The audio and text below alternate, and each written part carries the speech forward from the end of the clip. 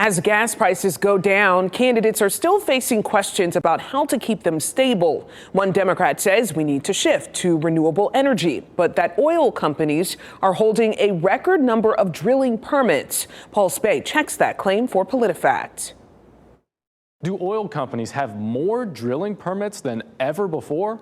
That's what Democrat Mandela Barnes said recently in a debate for Wisconsin's U.S. Senate candidates. Take a look.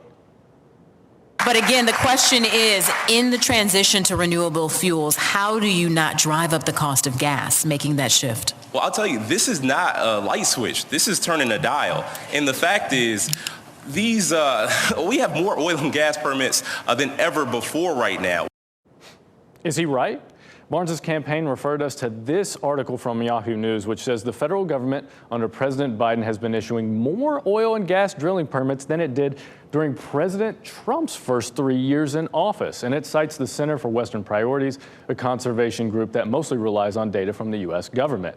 If we look at numbers from the Bureau of Land Management, we see that it granted more onshore drilling permits in 2021, the second to last bar here, than in any other year since 2010 when they started tracking this sort of thing.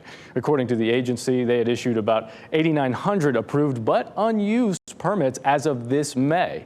The only other stat to consider is offshore drilling, which the government has been cutting back on since 2016, likely due to environmental concerns. But even if those permits were granted at the same level they were in 2006 there when they were high, they'd still only be a small part of the overall drilling picture.